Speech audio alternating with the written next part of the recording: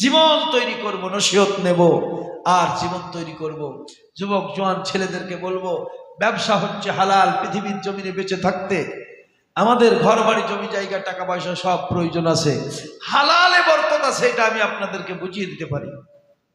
হারামে কোনো বরকত নাই, হারামের বরকত ওটা বরকত নয়, ওটা বরকত নয়, ওটা জাহান্নামের আগুন।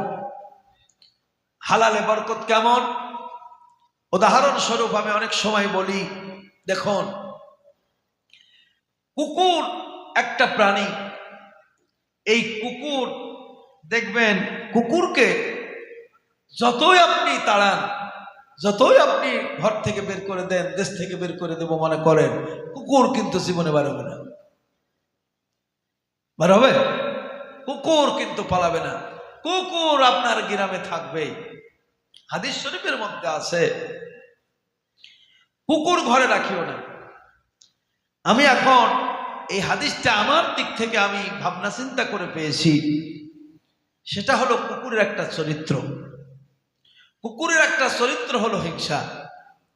কুকুরের যতটা বাচ্চা দেখা যায়, এই হিংসা নামক বস্তুটা যদি ওদের মধ্যে না থাকতো, আমার মনে হচ্ছে মানুষের থেকে কুকুরের জনসংখ্যা বেশি হতো, হতো না? কুকুরের সংখ্যা বেশি হতো। কিন্তু এই হিংসার কারণে কুকুরের বালা মাংস কম, গরুর হয় বাচ্চা একটাই, খুব কম আমি শুনেছি দুটো। কি গো, মুর্শিদাবাদে আমাদের তো একটা, আপনাদের দিনাজপুরে কি দুটো করে হয় গরুর বাচ্চা? হ্যাঁ, দুই একটা। ওটাকে হওয়া বলে না, ওটাকে হওয়া বলে না। কারো তিনটে চোখ হয়েছে, ওটাকে তিনটে চোখ বলে না, ওটা ব্যতিক্রম। কারো 4খানা পা, 5খানা পা, ওটা ব্যতিক্রম। 10-20টা আঙুল হয়, কারো ব্যতিক্রম হয়তো 22টা আঙুল, এগুলো ব্যতিক্রম, ওটাকে হওয়া বলে না। তাহলে একটাই হয়, এটাই আমরা জানি। মুর্শিদাবাদেরও যে হাল, দিনাজপুরেরও সেই একই হাল।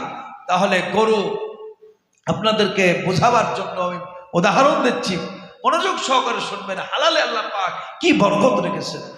আমি যেটা বলছিলাম, হালালে বরকত, হারামে বরকত নাই।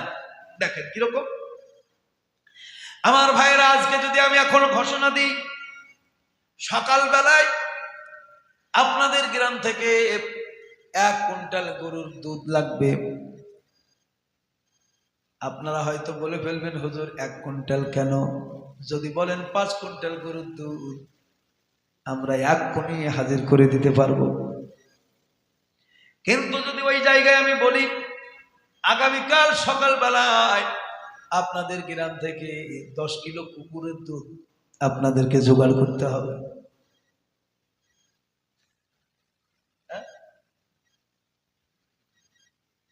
1 কুইন্টাল বললে 5 কুইন্টাল গরুর দুধ হাজির হবে। কিন্তু যদি আমি বলি 10 কিলো কুকুরের দুধ লাগবে, পারবেন? বাবু বলছে পারবে নাকি? বলে হুজুর, গোটা তপন থানা মিলাইয়া যদি আপনি বলেন, গ্রাম তো দূরের কথা, হ্যাঁ, তপন থানাতে যতটা গ্রাম আছে আর যত কুকুর আছে সব ধরে নিয়ে এসে যদি বলেন 10 কিলো দুধ পূজাতে হবে, তো গোটা থানা শেষ হয়ে যাবে, কিন্তু 10 কিলো দুধ আমরা আপনাকে দহন করে দিতে পারবো না। বলুন বরকত কোথায়? একটা কুকুরের বাচ্চা হয় 5টা, একটা গরুর বাচ্চা হয় একটা। একটি বাচ্চার জন্য 10 থেকে 15 লিটার দুধ তার স্তনে পাওয়া যায়। আর 5টা বাচ্চা যার, তার বাড়িতে কোনো দুধ নাই। আল্লাহ রাব্বুল আলামিন বুঝিয়ে দিচ্ছেন, বান্দারা শোনো, গরুর গোশত তোমাদের জন্য হালাল, দুধও হালাল।